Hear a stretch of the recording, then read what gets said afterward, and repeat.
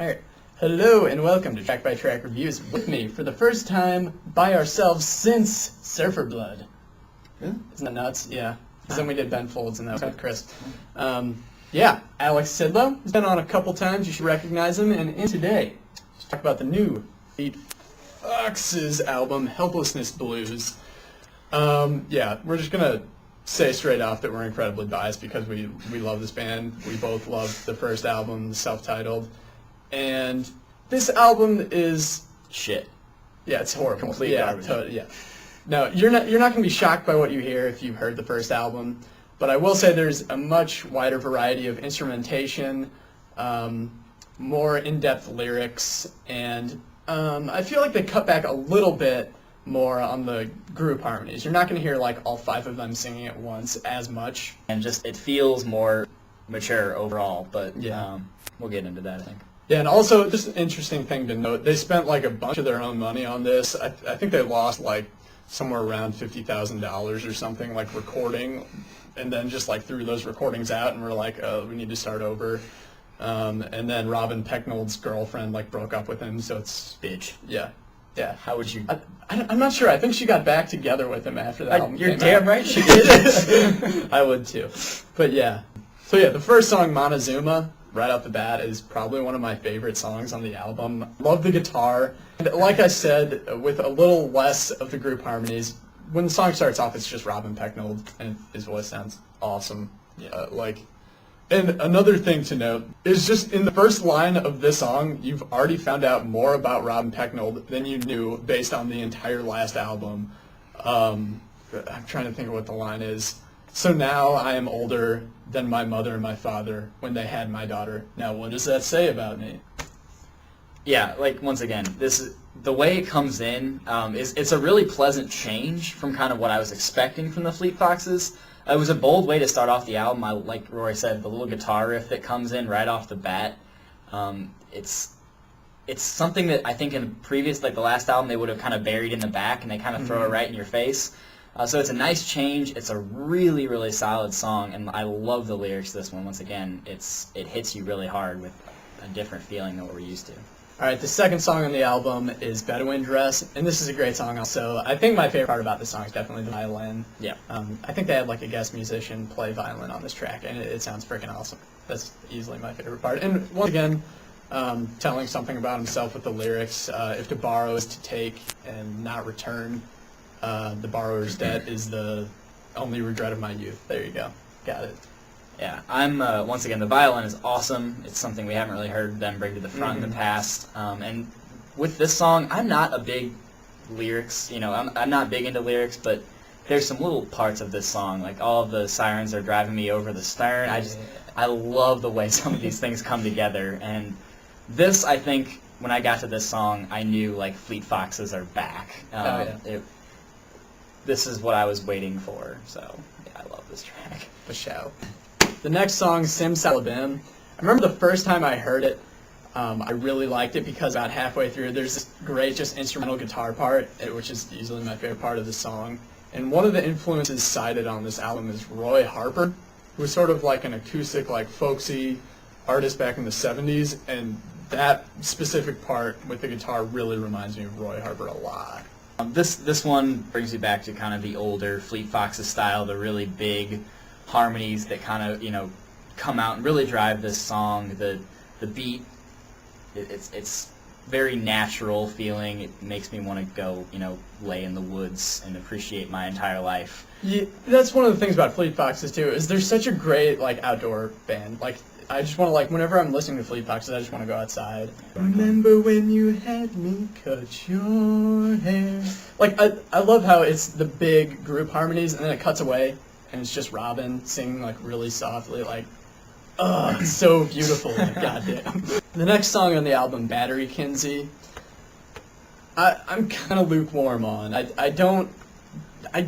were talking about this, we are both in agreement this is one of our least favorite songs on the album, but we have no idea why.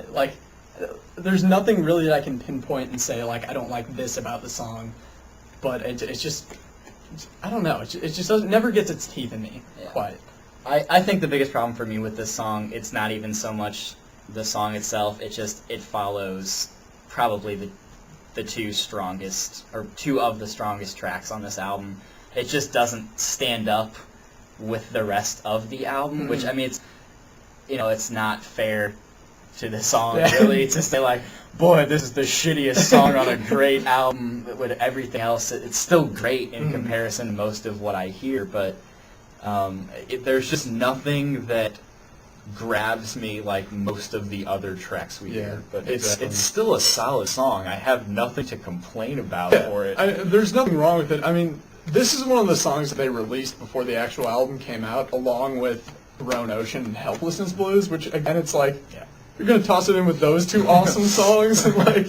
So when this song came out, I was like, it's all right. Once again, with the lyrics, there's a couple lyrical ties on this album that I want to talk about. Like on Battery Kinsey, he refers to someone as Wide-Eyed Walker, and then they close the album talking about this person, Wide-Eyed Walker, and then I don't know.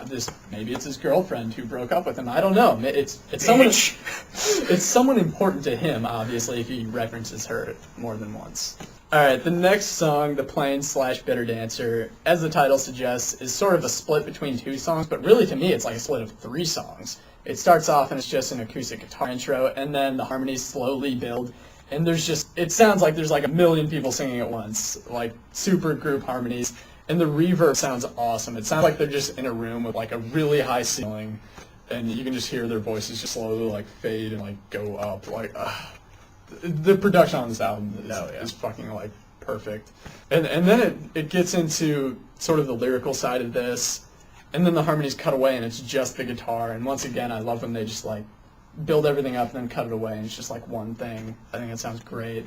And then at the end, they really change the mood and brighten it up with a la da da da da da da. It's like, it's so well done. I love this song. Yeah, I think this is the first really good example we have on the album of like the great contrast between the dark and the light mood. There's that middle section, which is surprisingly dark overall for the Fleet Foxes in general. Yeah. Like, we didn't really hear much on the first album, and I think this is the first place on this album where it gets a little dark and deep, but then when that flute comes in, it brings everything back, and you're kind of like, oh, life's going to be all right. Just to talk a little bit about the wider variety of instrumentation, I think you get like a toy piano at the end, and like you said, the flute, which they really didn't get as much into, and I guess they have access to more now since the first album was such a great success. And like we said, the violin on Bedouin Dress, you just get a lot more instrumentally, which it's not like a cop-out either. Like, it all adds to the music really well. Alright, so the next song is the title track, Helplessness Blues. When this song was released, I just knew this album was going to be good. Rory called me. He was like, hey, what'd you think? And I was like, perfect. It's like, this song, above all the other songs, reminds me of Simon and Garfunkel.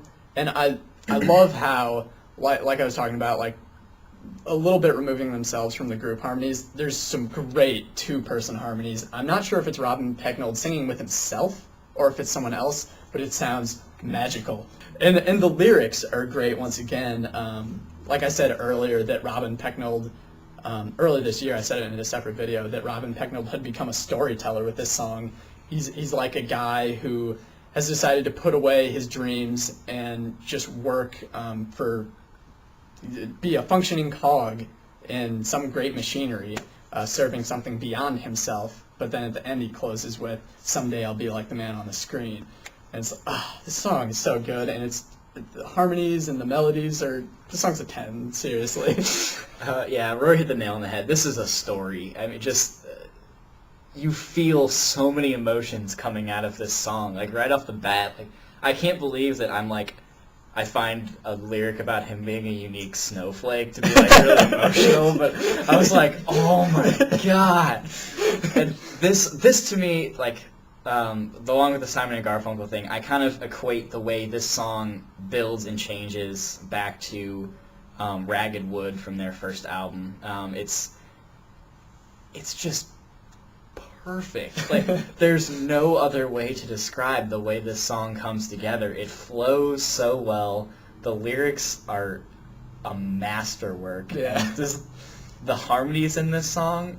And another cool thing about this album is the percussive elements. It always sounds like there's like 2 drum sets or something, and there's always like shakers and tambourines, and I want his cymbals. Like his cymbals sound so crisp and good. Like I want to know what they are so I can buy them or steal them from him or something. Like they sound, everything on this album sounds good. Like from the voices to the guitars to the drums, it's all like, just seems like they put 100% into making everything sound perfect, and they accomplish it. So we're in agreement that this song sucks. It's right? probably one of the worst songs of the year. All right. The next song, The Cascades, I think the name is perfect. It's just like 2 minutes of instrumental guitar, and I think there's some mandolin in there and really minimal percussion. And I guess this is the guitarist Skylar Skelschet, something Silent J. I don't know how to say his name, but yeah, I think it just shows a really good sense of melody, and it once again just makes me want to go outside. Like it just fits the outdoor mood. Like I could see this thing on like National Geographic, like following prairie dogs or something. Like, but yeah, I mean, they can make a 2-minute instrumental song memorable. So the next song, Lorelei, when I first listened to this album, just all the way through, Lorelei jumped out at me as like the hit of this album, and deservedly so. The guitar opening is so like, it's so sunny, but then the lyrics are like, so guess I got old, I was like trash on the sidewalk. So it's kind of a nice little contrast between what he's talking about and what the music implies. Once again, the contrast of the lyrics versus what's actually going on with the music, I think, is great. And the chorus, I was old news to you, then old news, old news. It's kind of pouring out his soul, but at the same time, the music is kind of telling you, hey, life goes on. Mm-hmm. And I think that's what a lot of this album is. You know, going back to Helplessness Blues is kind of the same way. What good is it to sing Helplessness Blues? Yeah, that, you know, that's life. And I really think that's what this track is getting at, especially, is that, you know, there's still something left, and the music for this, the beat that comes right in off the bat is awesome.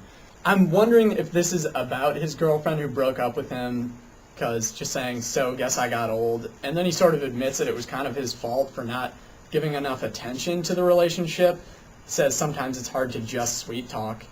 The next song, Someone You'd Admire, is more of like an intimate track. It's a little shorter, and it's basically just Robin Pecknold leading guitar accompanied by another really great harmony. This song's just really pretty. How do you describe something that's just really good? I love the opening line also. After all is said and done, I feel the same. All that I hoped would change within me stayed. That's deep. It's good. All right. The next song on the album should be nice for you guys, because I think Sidlow has a little bit of a beef. Not much of one. But yeah, so we're just like such whores on this review. Like we're just fucking in love with Fleet Foxes. But yeah, this has been a fan favorite so far. I think it's because of Robin Pecknold's voice at the beginning. The No Matter What I Do, I don't think I've ever heard his voice sound that intense. And once again, sort of like The Plains / Better Dancer, this sounds like 3 different songs in one, and they're all really good songs. And this song is just, once again, really deep and a little darker than we're used to hearing from the Fleet Foxes. I think that one of the things that stands out to me about this song is, for the most part, this one stays darker.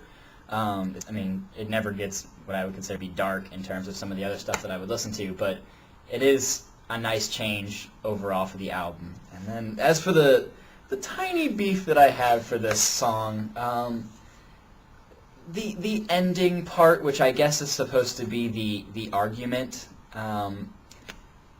when I first heard it, my honest reaction was, what the fuck? Like, why did you do this? As I've listened to it and really put it in context, I've started to appreciate it, but I still don't think it needs to be there. I think one of the things I've always loved about Fleet Foxes is how, no matter how much they put into a song, how many harmonies, how many instruments, it's just how clean it is. And this little just mesh of chaos at the end isn't that. To clarify, the like chaos near the end is basically just like a clusterfuck of horns, like laid over strings, and I don't know. You're either gonna love it or hate it. Go just look be up the okay song. with it. Like, that's really the only way you can understand. I didn't expect to hear that from the Fleet Foxes at all. but I don't think it really tarnishes the song. The song's still so damn good. You asked what my favorite song was. I think I might have accidentally said The Flames' Bitter Dancer. You did say that. And my favorite is The Shrine. Okay, Of course. all right. Yeah. Okay, I just wanted to clarify that. All right. It's the best song on the album, in my opinion. Okay. You heard it from Sam. The next song, Blue Spotted Tail, is literally just Robin and his guitar, and he's sort of questioning, why in the night sky are the lights hung? Why is the earth moving around the sun? He sounds like a little kid, like asking all these questions. But, oh man, his voice sounds so good. I love about halfway through, he's just sort of humming the... This is the song that really proves that, you know, the Fleet Foxes are an incredible band, but Robin Pecknold makes the Fleet Foxes. Yeah, this song just really makes me want to hear a solo album of his. And he actually released 3 songs, one or 2 of which he did with Ed Gross from Grizzly Bear, and those are really good. If you like Blue Spotted Tail, check those out, because you're going to love those. All right, the last song on the album, Grown Ocean, could be my favorite song on the album. Just once again, all the things that are good about Fleet Foxes are done to perfection on this song. And a nice little addition is this like steel lap guitar that's added in that is so great. And just once again, their sense of melody about halfway through when he sings a little higher the "In that dream I could hardly contain it." Yeah, goddamn. And then at the end, I love how they close it off with it's just their harmonies, which is the backbone of Fleet Foxes, is just their voices. Singing Wide-Eyed Walker, Don't Betray Me, which again, like I said, referring to this Wide-Eyed Walker person. And then on the last line, he changes Wide-Eyed Walker to Wide-Eyed Lever, Always Going. I couldn't think of a better closer on this album. Alright, so as you can tell by the boner fest that was this review, we both like this album. Alec, why don't you go ahead? A little bit. When we started off, but actually before we even did this review, I was going to give it a 9. But I'm going to give it a 10. Wow. And my reason being, if this album isn't a 10, I don't know what is. I'm not saying this album is perfect. I obviously, I have my issues with it, however minor. But I don't think I'm going to hear an album that I think does more. And so I'm going to be bold, and I'm going to say give it the old perfect 10. Wow. Okay, well, I'm going to be pretty damn close to you. Everything they did on their first album, I feel like they improved upon. When I heard that album, I was like, there's no way they top this. And when I look back, some of the lyrics and just some of the songs feel like they didn't have full effort put into them. Like the song Quiet House, good song, but the lyrics are completely empty. They're totally meaningless. And with this album, I feel like Robin Pecknold has delved into himself, and that's so deep. But I mean, he really has. He's doing some thinking about his own life, and he's transferring that beautifully into his songwriting. And the melodies are as good as ever. The harmonies are as good as ever. Yeah, I'm gonna give this a 9.5. It's got everything I would want in an album. And my only issues being the Battery Kinsey is just okay, and that's really it. I have so little bad to say about this album, and I'm sorry if that got boring for you guys, but we just really the review we needed needed to make. Yeah, we just really love this album, and it's great after you hear a bunch of albums and you're like, this is good, I like this. And then you hear an album like this and you're just like, oh man, you get that feeling, you get excited about it. And this is an album that we both got really excited about. I love hearing things like that. God, I can't wait to see what they do next. We need a new album. So yeah, that's been our review of Fleet Foxes' album Helplessness Blues, out on Sub Pop Records. So go check it out, and till next time.